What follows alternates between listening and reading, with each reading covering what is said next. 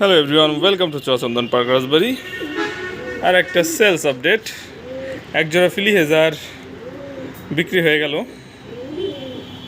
একদম সম্পূর্ণ সুস্থ পেয়ারটা। এই যে ড্রপিং দেখুন, একদম সম্পূর্ণ সুস্থ পেয়ারটি চলে যাবে চট্টগ্রাম, পাঠিয়ে দিব, প্যাকেট করব। দেখুন